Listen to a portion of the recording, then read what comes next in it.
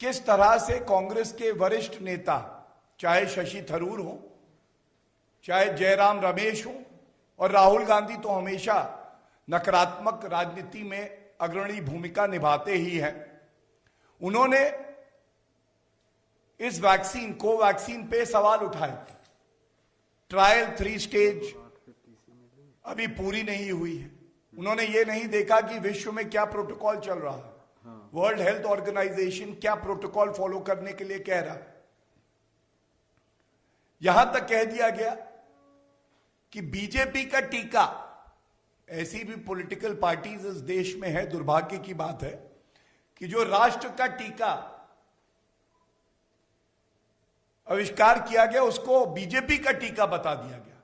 लेकिन आज गर्व की बात है कि 10 लाख से ज्यादा डोजेस जो है कोवैक्सीन की दी जा चुकी है। और यह भी गर्व की बात है कि वीवीआईपी कल्चर को तोड़ते हुए बड़ी जिम्मेदारी से जो एनडीए और बीजेपी की सरकार है उसने दिखाया कि नहीं, हर नागरिक की जान हमारे लिए हमारी प्राथमिकता है, उसे बचाना होगा। आप सोचिए, अगर यही कांग्रेस की सरकार होती तो सबसे पहला टीका लगता तो वो गांधी परिवार को लगता और वो उनका जन्मसिद्ध अधिकार माना जाता। फिर कांग्रेस के वर्कर आते सिफारिशी लेटर लेके, उनको लगता। लेकिन हमारे लिए गर्व की बात है कि जो टीके लगे पहली ड्राइव में, वो सबसे पहले कोविड वॉरियर्स को लगे। उनका प्रोटेक्शन होना चाहिए। उन्होंने अपनी जान पे खेल के इस देश का सर ऊंचा किया और उसके बाद हमारे देश के आदरणीय प्रधानमंत्री जी ने यह टीका लगवाया और वीवीआईपी कल्चर का अंत है, इसका संदेश भी दिया। इसका भी संदेश दिया कि यह वैक्सीन सही मायने में दिखाती है कि भारत आत्मनिर्भर हो चुका है। स्वदेशी वैक्सीन था। और तीसरा, जो लोग कहते थे कि प्रधानमंत्री जी टीका क्यों नहीं लगवाते हैं और भ्रमजाल इसकी गुणवत्ता पे फैलाते थे, उस भ्रमजाल को खत्म कर दिया। और ये भ्रमजाल जैसे ही खत्म हुआ तो आज विपक्ष की कुछ पार्टियां हैं जिनका नेतृत्व कांग्रेस करती है, उसको पीड़ा होने लगी और वो ये नहीं देख पाई कि आज देश गौरवान्वित है। लेकिन मैं यही कहूंगा, आज केवल भारत के लिए नहीं, तमाम ऐसे देश हैं, चाहे वो कैरेबियन कंट्रीज हों, चाहे हमारे पड़ोसी मुल्क हों, ये लोग आज भारत पे निर्भर करते हैं। और भारत इतना मजबूत देश है कि अपनी जरूरतों को पूरा करने के बाद पूरे विश्व में आज फार्मेसी ऑफ द वर्ल्ड बन गया है। ये हम सब के लिए बहुत गर्व की बात है। तो ये पहली जो बात थी वो भ्रमजाल पे थी और ये बड़ा आवश्यक है कि जहां केंद्र की सरकार और जो भाजपा शासित राज्य है वहां पे मुख्यमंत्री, सारे मंत्री, सारे कार्यकर्ता लगे हैं कि हम जनता में विश्वास पैदा करें। वहीं खासकर कांग्रेस और इसी तरह से छत्तीसगढ़ में जो कांग्रेस की सरकार है, उन्होंने तो यहां तक लिख दिया कि हमें ये टीका कोवैक्सीन का मत भेजिए। केंद्र सरकार के विवेक, आईसीएमआर के विवेक के विरुद्ध जाके ये लिखते हैं।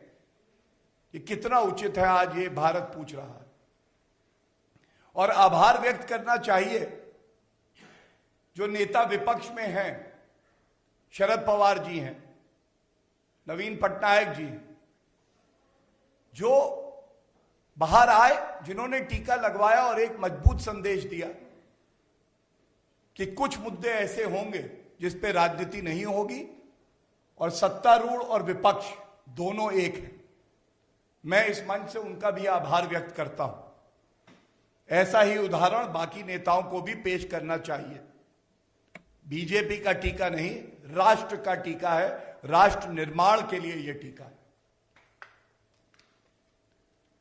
दूसरी बात, यह भी बड़ा अहम बिंदु है, झूठ की राजनीति।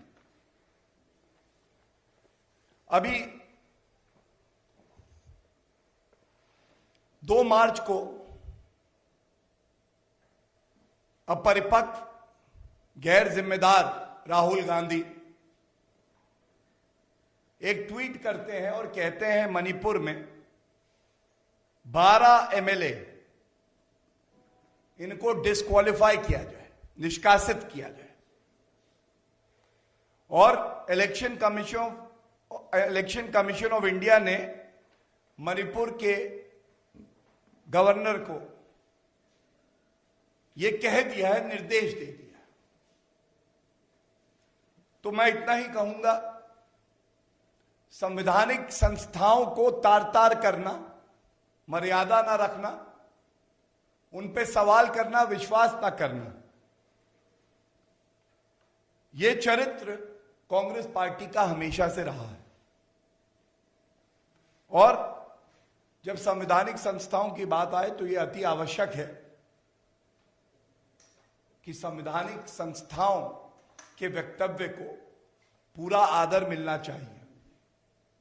इलेक्शन कमीशन ऑफ इंडिया ने जो वक्तव्य और ट्वीट राहुल गांधी ने किया है, इसका खंडन करते हुए एक बड़ी महत्वपूर्ण बात कही है, और यह महत्वपूर्ण बात पूरे देश में मीडिया के माध्यम से जानी चाहिए। उन्होंने बिल्कुल स्पष्ट कहा है, the election commission of India never discusses a privileged communication. Election commission of India की प्रवक्ता ने कहा, एक संवैधानिक संस्था इलेक्शन कमीशन ऑफ इंडिया, जिसको कमजोर करने का बीड़ा कांग्रेस पार्टी ने उठाया हुआ है, और दूसरी संवैधानिक संस्था महामहिम राज्यपाल का ऑफिस, इनके बीच में जो भी बातचीत हो, पत्रों का आदान प्रदान जो भी दिया जाए, उसको पब्लिक डोमेन में बिना ये जाने कि सत्य क्या है, ये कितना उचित है। और इसी तरह कुछ दिन पहले जब इलेक्शन कमीशन ऑफ इंडिया ने चुनाव घोषित किए 4 राज्य और 1 यूनियन टेरिटरी के, तो भी कई विपक्षी दल हैं जो बौखला के बोले, ऐसा क्यों किया? इलेक्शन कमीशन ऑफ इंडिया कोई और चलाता है। मैं वो पूरा बयान भी नहीं बोलना चाहता, क्योंकि वो मर्यादित नहीं होगा। हमारे देश का इलेक्शन कमीशन ऑफ इंडिया एक संवैधानिक संस्था है जो निष्पक्ष है, सर्वोच्च न्यायालय ने भी यही कहा है। और जो इलेक्शन कंडक्ट कराने की बात आती है, उसकी सुपरिटेंडेंस की बात आती है, तो इस तरह की हल्की टिप्पणियां हमारे लोकतंत्र को कमजोर करती हैं।